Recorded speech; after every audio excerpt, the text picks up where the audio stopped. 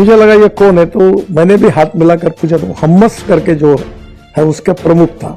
4 बजे एम्बेसडर आया और उन्होंने दरवाजा ठोका। बोले साहब हमको निकलना पड़ेगा। बोला क्यों?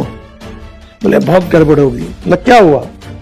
तो बोले कल यहाँ जो हम्मस का नेता था, बहुत पावरफुल आदमी, उसके रूम में वो मारा गया।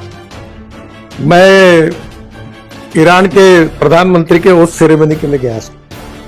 वहाँ एक 5 स्टार होटल है, वहां सब राष्ट्र के प्रमुख उतरे थे। मोदी जी ने मुझे भेजा था। केंद्रीय सड़क परिवहन मंत्री नितिन गडकरी ने हमास चीफ इस्माइल हानिया से मुलाकात का खुलासा किया है। एक इवेंट के दौरान उन्होंने बताया कि हानिया की हत्या के कुछ ही घंटे पहले उनसे मुलाकात हुई थी। हालांकि इस मुलाकात के कुछ ही घंटों बाद रहस्यमय तरीके से उनकी हत्या कर दी गई। केंद्रीय सड़क एवं राजमार्ग मंत्री ने एक पुस्तक की लॉन्चिंग के दौरान इस घटना के बारे में बताया है। नितिन गडकरी ने बताया कि उनकी और इस्माइल हानिया की मुलाकात बीते साल ईरान की राजधानी तेहरान में हुई थी। इस मुलाकात के कुछ घंटे बाद उनकी हत्या कर दी गई थी।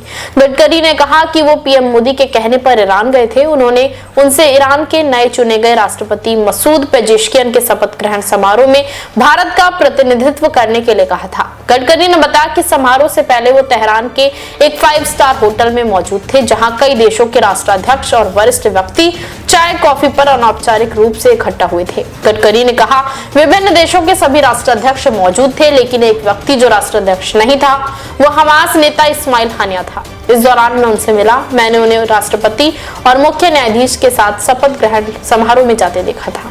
आगे कहा शपथ ग्रहण समारोह के बाद मैं अपने होटल लौट आया, लेकिन सुबह करीब 4 बजे भारत में ईरानी राजदूत मेरे पास आए और कहा कि हमें निकलना होगा। मैंने पूछा क्या हुआ और उन्होंने मुझे बताया कि हमास प्रमुख की हत्या कर दी गई है। मैं चौंक गया और मैंने पूछा ये कैसे हुआ? उन्होंने कहा मुझे अभी तक नहीं पता। नितिन गडकरी ने बताया कि आज भी हानिया की मौत की असली वजह पता नहीं चल पाई है। कई लोगों का दावा है कि उनकी हत्या मोबाइल फोन इस्तेमाल करने की वजह से हुई थी। कुछ कहते हैं कि ये किसी और तरीके से हुआ है। इस दौरान उन्होंने कहा कि कोई देश अगर सच में मजबूत है तो कोई भी उस पर नजर नहीं उठा सकता।